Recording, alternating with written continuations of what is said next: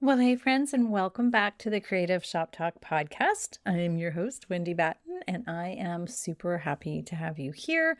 This is our final and fourth part of our Simple Sales Strategy series. It's a mouthful, I keep saying. I am excited to share the fourth and final part of this series with you. And if you've been following along, so 163 is where we started, and we talked about our goals and how we build our audiences and how do we get larger audiences so that we can have more people know about our beautiful shops. It's all about having more people know you exist, right? And it's not about more hustle. It's not about doing more things. This strategy series is about having more people fall in love with your business.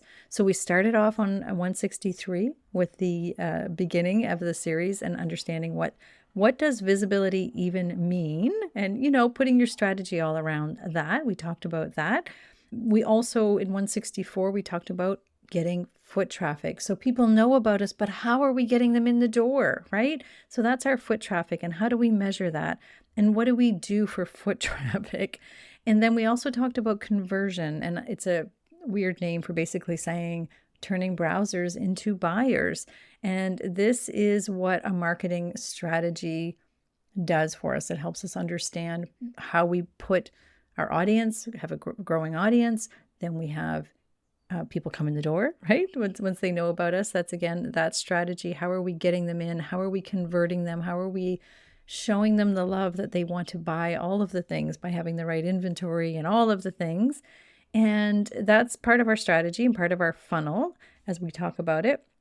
And then we talked about in 165, last week, we talked about average order value. So they've come into your shop, they've purchased, they've done some beautiful buying around your shop. And how do we encourage and help them choose more beautiful things in our shop? How do we get our team on board? How do we, what do we have in our, again, inventory? What do we have around our shop? What do we have? What are we suggesting to our clients? All of the things around increasing our average order value. And it might be pricing. There's all these things. So when we talk about marketing and we talk about sales, it's not social media. That's a tactic, right? And that's hopefully what you've been taking from this series. Today, what I want to talk to you about is in our final series, we're going to be jumping into it. We're going to be talking about our return customer rate. So we've had the big audience, we've had people coming in. I call them lurkers, as you've heard. The lurkers have come in, we've got them in the shop. We've got them in the shop buying. We've got them buying a little bit more than normal and more pieces. And they fall in love with you, and we want them to come back again and again. We want to talk about our return customer rate. So let's get into that. Running a retail business doesn't have to be so hard. Welcome to the Creative Shop Talk podcast, the go-to podcast for creative shop owners, studio owners, and independent retailers. I'm your host, Wendy Batten, retail business coach and mentor. Each week, I'll share simple, proven business strategies, inspiring stories from fellow retailers, and advice from industry experts. Together, we're going to work to find the success you want from your retail business with more profits in your till and a little more joy in your life.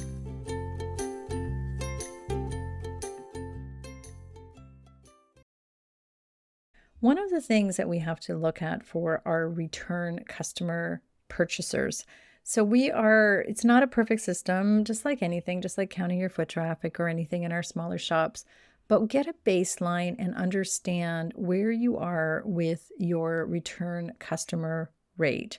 So we can look at things like our POS system and whether or not you have a loyalty program and people signed in, because that's the first thing people say. Your POS system will tell you if the same credit card's been used, how many times, your return customer rate, and understanding what that looks like.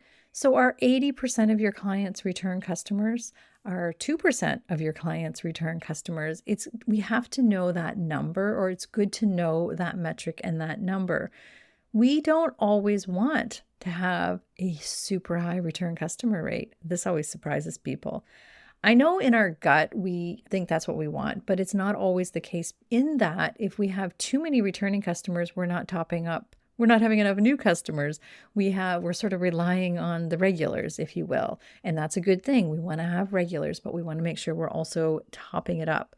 We also don't want to rely just on our gut feeling of that we're doing everything we need to do to make customers happy. So there's not much more we can do, but that's not true either. There are intentional things that we can put in place to encourage or remind customers to come in again, to be a return customer. 90% of our customers, if 90% of your customers are coming in regularly, if that's what your sales return customer rate is, 90% of your customers, you're obviously a great place and people love you. And again, that's where we're going to start working on those new customers.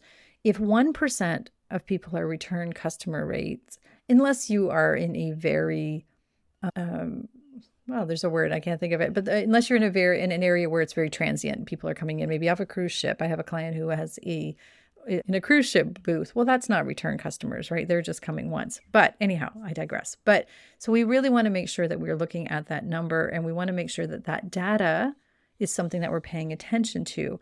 So you can do that on your online sales, and you can do that with your in-store sales. And, it's just a great number to know so that you can tell. When we talk about how do we keep our customers happy, how do we get them back in, what are some strategy things? What are things that you could do to remind customers to come in, especially new customers? The best time to get a new customer is right away. So they come in, they buy a product, they have great success with your product, and they love what you're doing, and they're excited and they feel good. What is it that you can put in place? What tactics? Below the strategy. The strategy is we want to get people to come back in. The tactics in that would be maybe a special bag stuffer for new customers that invite them to come back in, come back in within a week or a month or, depending on your products and what you're doing. We want to make sure that we are doing something specific to maybe invite those new people back in. And again, maybe it's a bag stuffer reminding our regular customers or every customer that comes in about coming back for getting on our email list. This is, y'all know, I'm going to bug you to get everybody on your email list. So what are the things that you are doing intentionally, you and your team? What are you doing? What tactics are you doing under your strategy of getting customers to come back in? And again, looking at that number to see what it looks like for you. Anyhow, it's a really simple strategy, but it does take some thought. It does take some intention. And it's important to be well aware of that. So hopefully that makes sense. This is a really quick, bite-sized strategy session for you today. And I hope you found this helpful. I hope you found the whole series helpful. We are working really hard inside my mastermind group. We're working really hard inside the Retailer's Inner Circle, really being intentional about building these strategies. So understanding how to get the customers in that big audience. It's funny, I'm sitting here waving my arm, like you can all see me here on the podcast. Anyhow, I'm waving my arm and that this big whole group of people, and how do we pull them in tighter and pull them in tighter and pull them in tighter, pull them in to be customers, to be our, the foot traffic. How do we pull them in a little bit tighter to know, love, and trust us, with the way we are nurturing and engaging them so that they want to purchase, the way we lay out our stores, the way we treat the way we treat them, the way we have the inventory we have, the pricing that we have, everything that we do is basically pulled through strategy. And so when we talk about putting a strategy in place, everybody's looks different because our goals are different. The number of people we want in the shop, the income, everything, and the area where we have to push the gas might be completely different. You're spending all your time maybe audience building, and maybe it should be getting people who are coming in to buy. There's always different things that we should be working on or could be working on. I hate saying should, but it's really important to maybe make sure that we are putting strategy in place. The retailers that I see paying attention to this, honestly, from the bottom of my heart, when I see this, magic does happen. And I know I don't throw the magic word around often. It's just, it's just paying attention and being super intentional about your marketing, being intentional about where you spend your time marketing, being intentional about creating profits in your business. So again, understanding your numbers, understanding the data, looking at things from a detective and a curiosity way, like being really curious. Again, being intentional about building healthy, strong businesses for the rest of this year. These are the retailers, these are the people and the amazing shop owners that I'm seeing thriving, and I'm seeing see increases. And again, things are, bumpy all over for, different people and different reasons. But if we can put this strategy in place, and from that, like seriously, from the bottom of my heart, I know it's possible if we just get intentional. We just don't have the capacity for wasting time. We just don't have it in us anymore to not paying attention to this. It is our job as shop owners. It's our job to be on top of what we're doing and really making a plan and forward thinking. I feel like I'm lecturing here now. I'm just really trying to make sure you understand that paying attention to your numbers, paying attention to the data, that relates to your customer and that relates to your marketing. So we are building strong, healthy businesses. So I hope you found this series helpful. I will not go on and on because it is a short series. And we are, this is the end of this series. I hope that you have found value in this series as well. I want to remind you, I have a 6-week program, a simple sales strategy accelerator program. We haven't been talking about that too much, but I'm sure if you've been following along in social media or anywhere that we've introduced that. We have some fantastic retailers.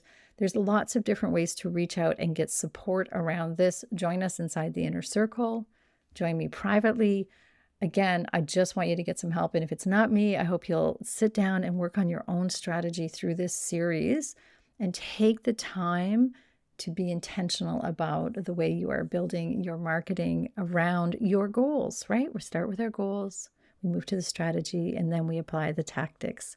So thank you, my friend, for listening to this series. I am hoping that you found value and some good takeaways, and I hope you'll take the time to be intentional about doing this so that you'll see that strong, healthy business as well, too, seeing wonderful things coming from some wonderful retailers right now. And it's just a joy and a pleasure. So there you have it, my friends. Reach out if I can be of support to you in any way.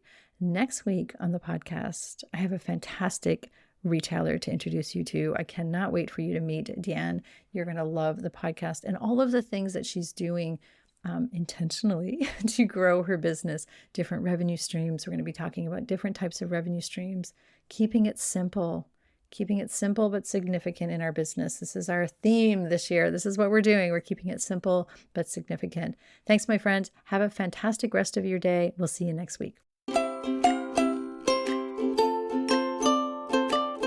Well, that's it for this week's episode of the Creative Shop Talk podcast. I'm so glad that you were here to join us this week, and I hope you found value in what we're sharing here.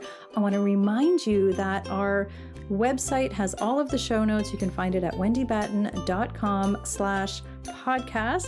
Everything that you need to hear about today's podcast is there. Also an opportunity if you need to reach out to me. If I can support you in any way whatsoever, please feel free to reach out.